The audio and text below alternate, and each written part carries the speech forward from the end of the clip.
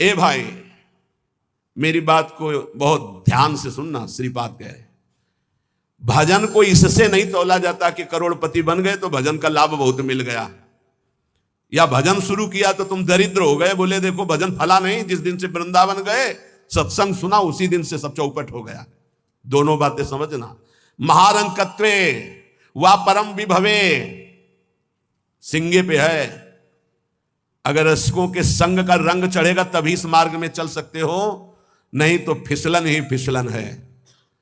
महारंकत्व हो सकता है जिस दिन से भजन शुरू करो उस दिन से शुरू हो जाए तुम्हारा पाप का संयोग जो पूर्व जमा हुआ है, क्योंकि नष्ट होकर अब तुम्हें भगवत प्राप्ति करानी है। कल एक साधक भारी रोग से ग्रसित, और वो बोला कि हमें लगता है कोई वैष्णव अपराध बन गया। क्यों?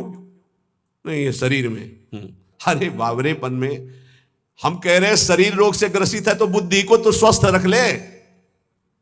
बुद्धि रोगी हो गई तो शरीर स्वस्थ होने पर भी महान नरक जैसा उसको दिन और रात व्यतीत होता है, नारकी भोगों का चिंतन करते हुए। कोई अपराध तब बनता है जब अहंकार होता है, ध्यान रखना। और तुम जो सब शरणागत हो, रोज ऐसा मंजना लगता है कि तुम्हारे अहंकार चढ़ पाएगा। रोज बर्तन मांजा जाए तो चाहे जितना गंदा हो एक दिन चमकने लगता है। ये सत्संग भाग भर मत जाना, पक्का समझना, जितने बैठे हो अनुभव कर लेना। जहां कमजोरी है यही लगेगा सिर्फ मेरे लिए बोला जा रहा है, और सत्य मानना ये सत्संग है, ये सार्वजनिक भगवदानंद के लिए किसी व्यक्ति का लक्ष्य करके नहीं, सार्वजनिक सार्वभौम सत्संग होता है। शरीर का रोगों से ग्रसित हो जाना या कोई विपत्ति आ जाना ये हमारे पूर्व अपराध का है, पूर्व पाप का है। वर्तमान में यदि वैष्णव अपराध होगा तो शारीरिक दंड नहीं मानसिक दंड होगा। क्या? आपका भजन रोक दिया जाएगा। तत्कालिक आप बहुत शुद्ध वैष्णव पवित्र हृदय के हैं, अगर कोई त्रुटि हो गई तो तत्कालिक दंड मिलता है। खोपड़ी दीवार में लग गई, चपेटा लग गया, दांत से जबान कट गई, अचानक कोई ऐसी घटना घट गई, थोड़ी मोड़ी चोट, ऐसा असाध्य रोगों का सृजन पूर्व शरीर रचने के पहले ही होता है, जो पूर्व पाप से है। आज हम भजन कर रहे हैं लेकिन पूर्व पाप रचित इसमें जो सृजन किया गया रोग वो पहले का है, आज से थोड़ी उत्पन्न हुआ है। तो साधक को बहुत विवेकवान रहना चाहिए, नहीं तो अब हमारा शरीर स्वस्थ और बुद्धि अस्वस्थ, यही मूर्खता नहीं। शरीर स्वस्थ और बुद्धि स्वस्थ है तो हम परमानंद में मगन ठिंगे पे रखा है। हमारी बात को समझना। हमारी बुद्धि भगवदाकार है तो पूरे शरीर में कीड़ा पड़े हो, गलता लगाओ तो कुछ फर्क नहीं है। और बुद्धि विषयाकार है तो चाहे एसी में बैठे हो जलोगे, देखा है। इन समस्याओं का समाधान करने के लिए ही अध्यात्म है, रुपया नहीं है, पद नहीं है। समस्त समस्याओं का समाधान अध्यात्म से होता है, विवेक से होता है। ध्यान दीजिए, परमार्थ पे चल रहे हो तो महारंकत्वे वा परम विभवे, हमारे कदम नहीं रुकेंगे चाहे हमें ऐसी परिस्थिति दे दी जाए कि भोजन के लिए भी तरसने लगे, और चाहे परम विभवे। ऐसा होता है, ये ना सोचे दोनों बातें होती हैं। एक है चक्रवर्ती सम्राट अम्बरीश जी महाभागवत, और दूसरे चिदर चिदरानी जी महाभागवत, जिनके यहां आती थी पीपाजी सीता से चली आते तो अंदर जाकर अपनी पत्नी से कहते कि आज तो बहुत बड़ा अनर्थ हो जाएगा। उनका क्यों भगवान? बोले बहुत बड़े संत अतिथि आए और आज हमारे पास कुछ नहीं है। जरा विचार करना, उनके घर में दरवाजे और खिड़की भी नहीं रह गई थी। क्यों? संत आते तो खिड़की बेची आए, 4 मुट्ठी चावल उबाल कर उनको पवा दीजिए, दरवाजा बेचे। मिट्टी का पात्र था जिसमें रसोई अमनिया करते थे, कुछ नहीं रह गया था जो बेचा जा सके। एक वस्त्र शरीर में था चिदरानी जी के। उन्होंने कहा भगवान अतिथि भूखा नहीं जाएगा। पढ़ के देख लो भक्तमाल जी में श्री नाभा जी ने चरित्र लिखा, जो दिव्य दृष्टि संपन्न महापुरुष। कहा कैसे? बोले वस्त्र है ना, कुछ ना कुछ तो बिक ही जाएगा, तो अतिथि को कुछ ना कुछ 4 मुट्ठी चना ही मिल जाएगा, अतिथि तो भूखा नहीं जाएगा, संत तो भूखे नहीं जाएंगे। और महाभागवत जिनके दर्शन करने द्वारिकाधीश के दिव्य दर्शन करके सीता सेचरी और पीपा जी आ रहे हैं, उनके दर्शन करने। स्थिति क्या है? खाने पीने की तो बात जाने दो, पहनने के लिए भी सीधे वस्त्र नहीं, एक ही वस्त्र था चिदरानी जी के, उतार के दे दिया। बेचा जाके जो कुछ बिका, जो कुछ भी रूखा सूखा पत्तल में लगाया और बाहर पीपा जी सीता सहचरी के साथ पाओ भगवान। वो समझ गई, इससे महारानी थी बहुत प्रवीण, समझ गई कि भोजन देख के समझ गई कि स्थिति क्या, घर देख के उनकी वेशभूषा। तो उन्होंने कहा कि भक्तानी जी को भी बुलाओ, चारों बैठ कर पाते जो भी है। वहाँ नहीं नहीं आप पाइए, वो तो रसोई में है। तो उनका फिर क्या होता, मैं रसोई से लिवा लाती हूँ। अब उनको अगर पीपा जी कहते तो शायद चीदर जी कहते कि आप रुक जाओ, लेकिन सीता सहचरी जी तो सीधे रसोई में गई तो दिगंबर बैठी थी। समझ गए देखते अंदर घर का हाल देखकर उनको आंसू आ गए, क्योंकि महारानी रह चुकी है वो स्वयं तो परम वैराग्य से रहती थी, टाट लगा के। महारानी होते हुए भी टाट लगा करके भगवान की भक्ति में सीता सहचरी जी बहुत ही ज्ञान संपन्न देवी। देखते ही उनको समझ में आ गया कि वो अकिंचनता की हद है इनके घर में, खाने के लिए दाना नहीं, कहीं कुछ नहीं।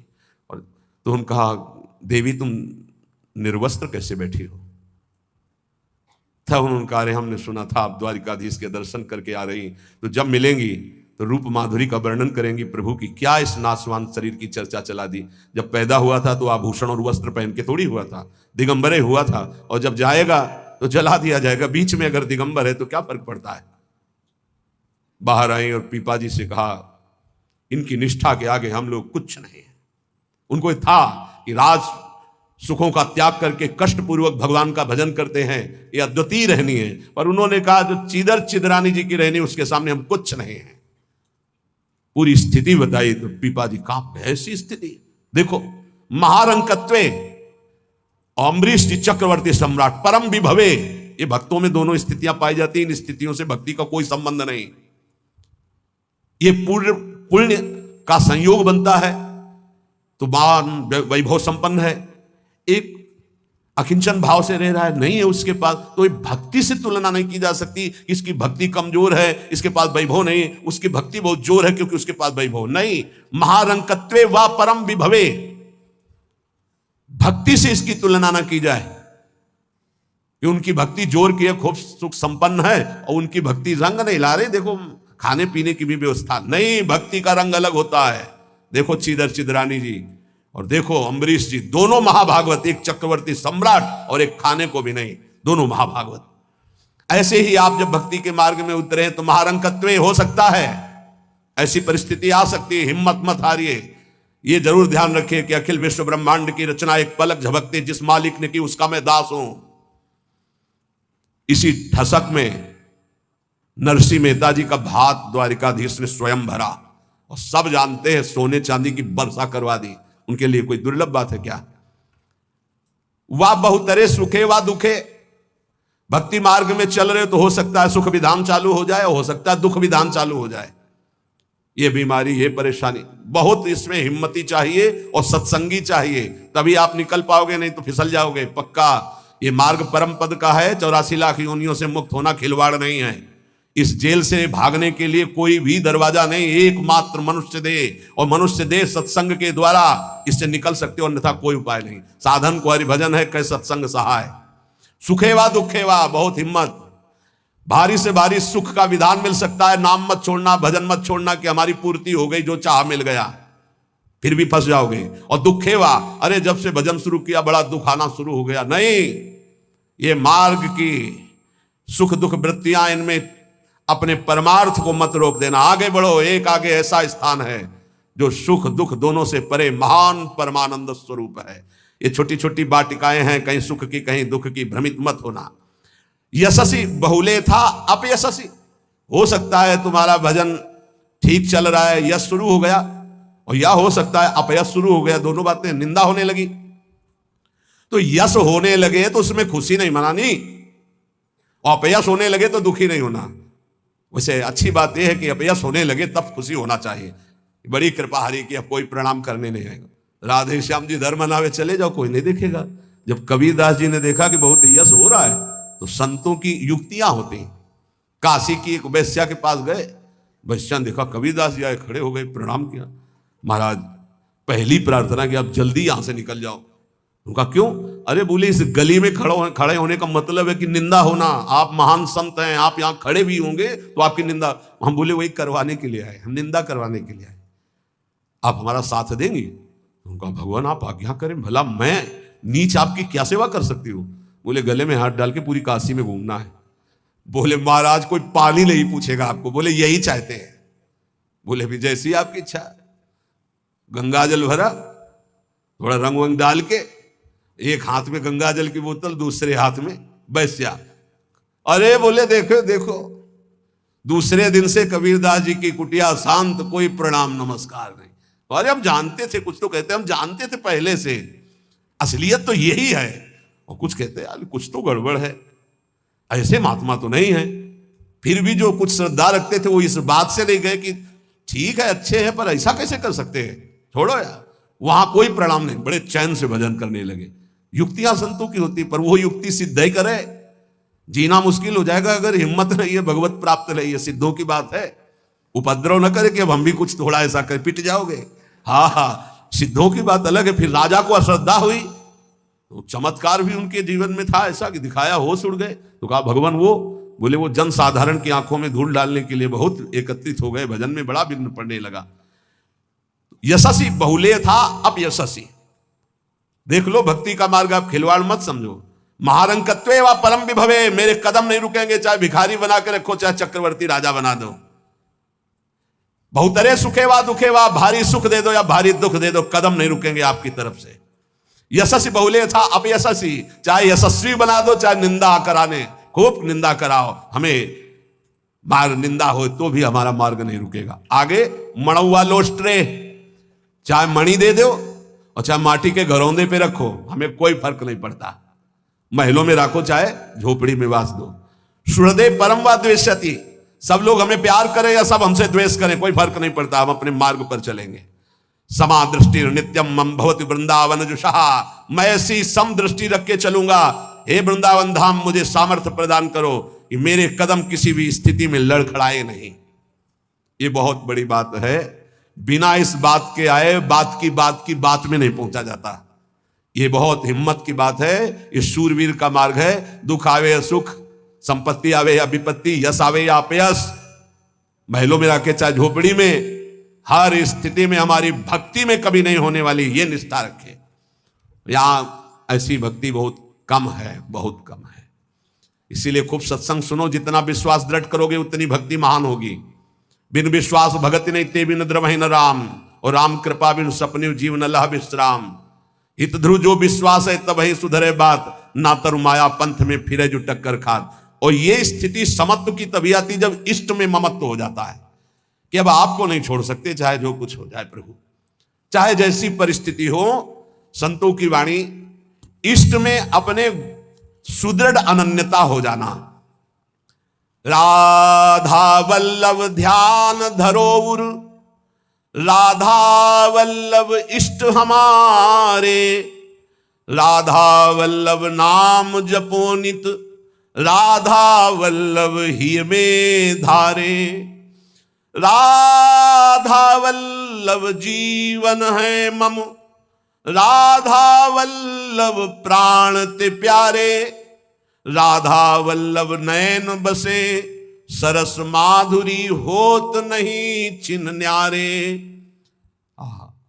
परम संत श्री रसिक सरस माधुरी जी कह रहे हैं, राधा वल्लभ का ही नाम हमारी जिह्वा में और राधा वल्लभ का ध्यान हमारे हृदय में, क्योंकि इष्ट हमारे राधा वल्लभ।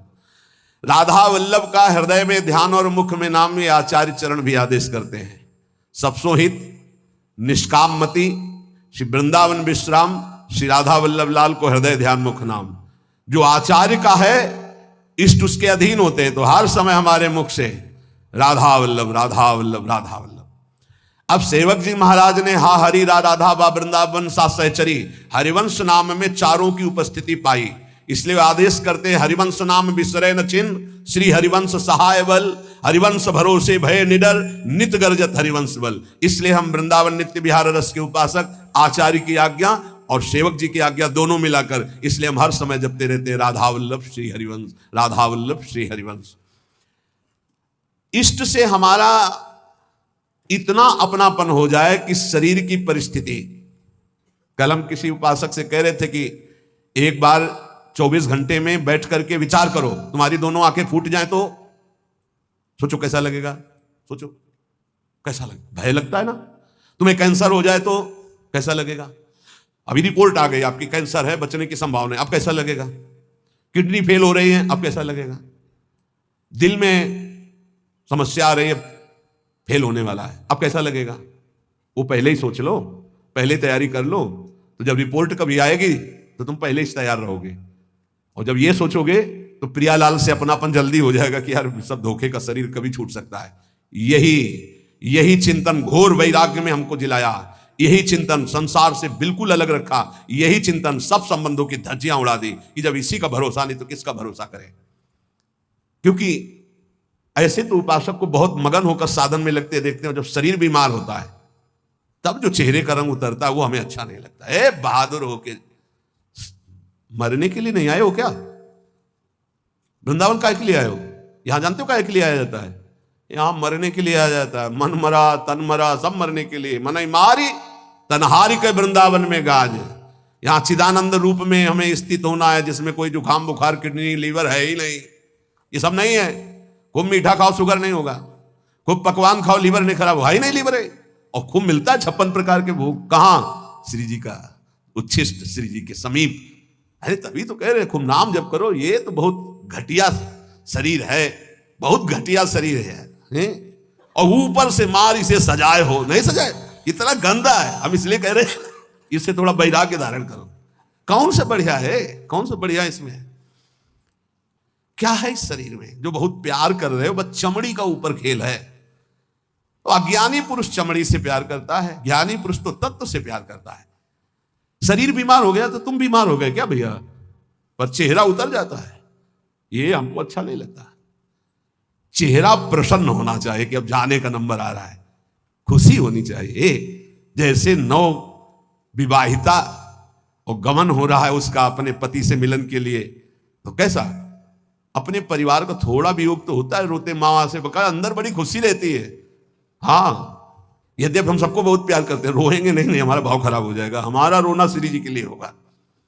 जब उपासक को देखते कि अमुक रोग और चेहरा उतर गया तो लगता है कि नहीं यार, सिंह का बच्चा नहीं है तू, प्रेमानंद का बच्चा होकर के तू उदास हो जाए। नहीं यार, फांसी का भी अवसर आने पर हमारे देशवासियों ने जय हिंद बोलकर फांसी चढ़ाई यार, देशभक्ति में। फिर तुम श्यामा श्याम के भक्त हो, शरीर रोगी हो गया तो मुस्कुराओ, उछलो उछलो, नाचो बाके कि जाना है श्री जी के पास यार। अब तो हमें लगता है सर्टिफिकेट बढ़िया बन, बोले कैंसर ठीक हो गया तो उदास हो जाओ, पास रोक दिया गया क्या कुछ दिनों के लिए? हम तो सोच रहे थे जल्दी मिलेंगे। ऐसा ही होना चाहिए। जब रोग बढ़े और जाने की बात आवे तो खुशी मनावे कि श्री जी के पास जाना है। लेकिन श्री जी के पास जाने के तो तुमने सोचा ही नहीं था, इसीलिए तुम उदास हो गए। इस सत्संग को समझो। रोज अपने अंदर कोई ना कोई विचार करो कि अगर किडनी फेल हो गई तो, अगर दिल फेल हो गया, ये सब फेल होने वाले हैं, तो तुम्हारा दिमाग सही रहेगा। नारायण स्वामी कहते हैं जो दो को याद करता है वो आगे बढ़ जाता है। एक तो श्री भगवान को मत भूलो, दूसरे मृत्यु को मत भूलो। मरना है, काहे को पाप कर रहे हो, काहे को उद्दंडता कर रहे हो, अधर्म आचरण कर रहे हो, जाना है यहां से। तो हम सब उपासक से प्रार्थना करते हैं, पहले ये बताओ कि भगवत मार्ग में जाने के लिए आए हो या रहने के लिए? जाने के लिए आए हो ना। कहां? श्री जी के पास। तो अगर बुलावा कैंसर रूप में आए तो उदास क्यों हो रहे हो? कैंसर सर्टिफिकेट है श्री जी से मिलने की, किडनी फेल सर्टिफिकेट है।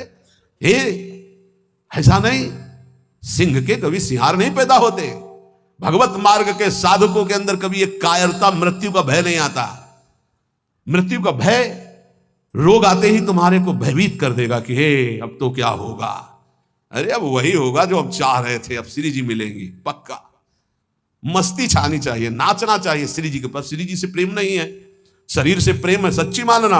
और ये हो गया रोगी तो अब चेहरा उदास हो गया। क्यों? क्योंकि गया हमारा सुख, यही सुख था हमारा। इसीलिए रोज सत्संग में कह रहे ये कुछ नहीं है, ये मलमूत्र का भांड है, इसमें कुछ प्यार मत करो, कहीं सुख नहीं है। केवल तुम्हें पागल बना रही माया, पागल समय नष्ट करवाया जा रहा है, तुम्हारा भगवत चिंतन छुड़ाया जा रहा है। तो देख के मुस्कुरा दिया, पूरा चिंतन गया। और हमारी श्री जी मुस्कुरा रही, तुम्हें उधर नहीं दिखाई दे रहा है। आवत सी वृषभानु दुलारी, रूप राशि चतुर शिरोमणि, अंग अंग सु बुद्धि मारी गई सारी। हाँ, पांच भौतिक शरीर मुस्कुरा रहे, उनकी मुस्कुराहट में अभी तो अप्सरा ले उतरी। विचार करो, देवलोक भूलोक रसातल सुनी कवि कुल मति डरिए, सहज माधुरी अंग अंग की कही कासो पट दे। जिनकी मुस्कुराहट में लाल, वो हमारी स्वामिनी हो यार। ऐसी श्री जी के शरणागत होकर किसी की मुस्कुराहट त्रिभुवन में कोई पैदा नहीं हुआ कि मुस्कुराहट हमारी श्री जी की प्रभाव जो डालती उससे कोई अलग प्रभाव डाल सके। क्यों आपको डालती? क्योंकि श्यामा श्याम की अनन्यता नहीं। गावे श्यामा श्याम को, ध्यावे श्यामा श्याम, तो निरखे श्यामा श्याम को, बस यही हमारो काम। कुछ कठिन नहीं है श्यामा श्याम से मिलना। सच्ची बात कह रहा हूं, हृदय की बात कह रहा हूं। बस इनके सिवा कोई हमारा ना हो तो जल्दी मिल जाए, पर इनके सिवा और जो कोई है हटा नहीं पा रहे, नहीं हटा पा रहे। लग लो कब तक तुम्हारा संग कौन देता है, देखते हैं। मात तात सुतदार देह में मति अरुझ है मति मंदा, हित किशोर को है चकोर तो लखी वृंदावन चंदा। कोई तुम्हारा नहीं प्यारे। जिस दिन हृदय में आ जाएगा श्यामा श्याम के सिवा कोई नहीं है, तो सच्ची मानिए ये गलवैया दिए मुस्कुराते आपको। आकाश में देखोगे तो आकाश में, धरती में देखोगे तो धरती में, दसों दिशाओं में जिधर दृष्टि जाएगी यही आएगा, निहाल हो जाओगे। बहुत रिझवार ठाकुर है जुगल सरकार, बहुत रिझवार। ये जो हम बोल रहे हैं ना, पक्की बात समझ, बहुत रिझवार हैं, पर आपका कोई है इसीलिए वो सामने नहीं आ रहे। जिस दिन आपके हृदय में कोई नहीं होगा उसी दिन, हाँ, यह जोरी अविचल वृंदावन ना ही नान सो काज। बोले गावे श्यामा श्याम को, ध्यावे श्यामा श्याम। श्यामा श्याम कैसे बसे हुए हैं? यही है, बिल्कुल यही है।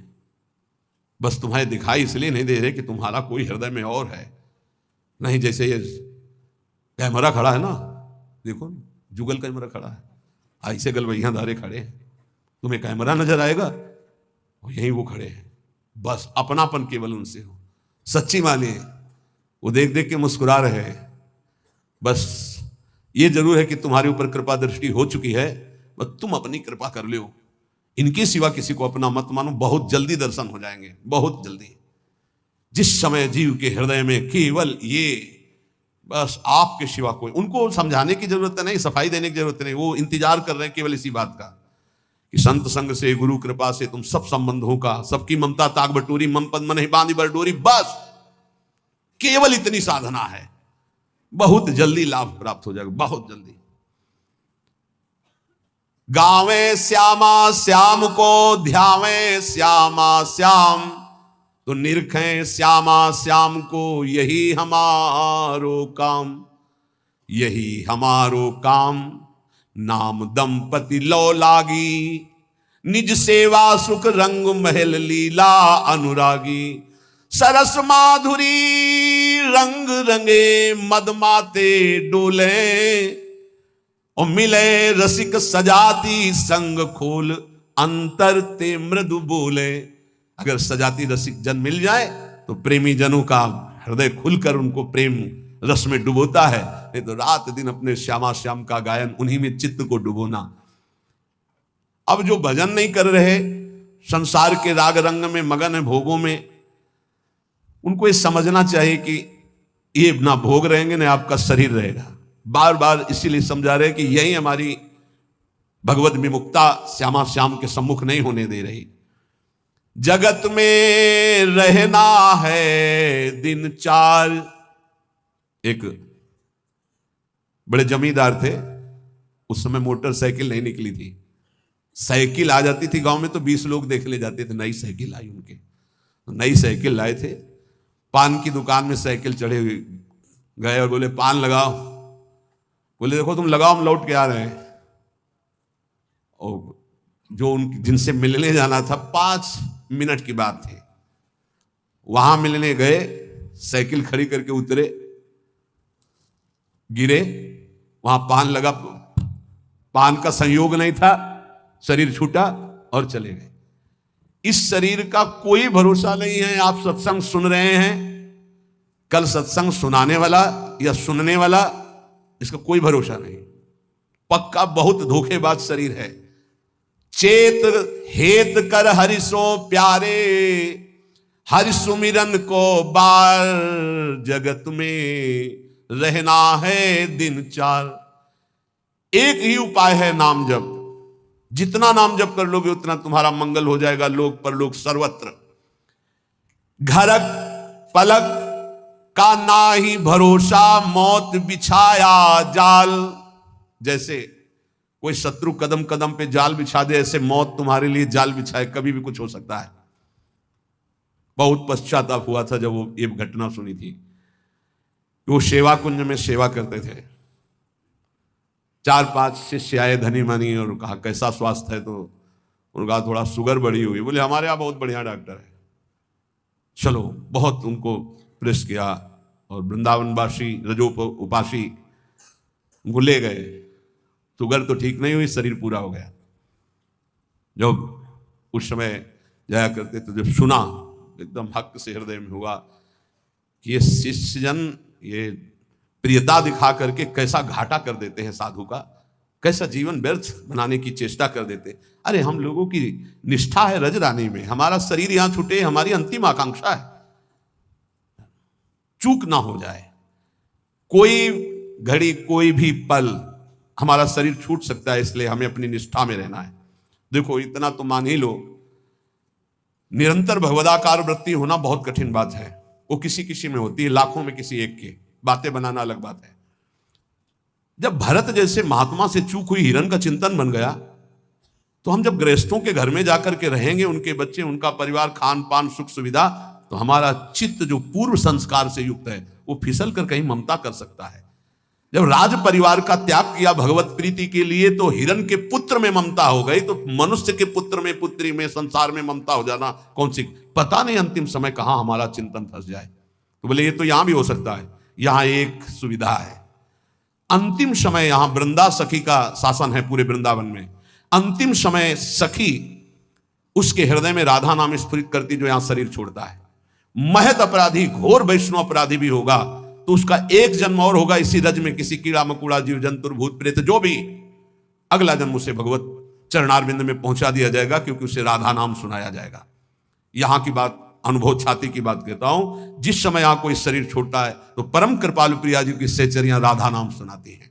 तो हमें इस बात पर विश्वास है कि अगर हमारा चिंतन भी बिगड़ रहा होगा और हम इस रज में शरीर छोड़ेंगे, तो श्री जी की सखियां हमारा चिंतन बना देंगी राधा नाम का।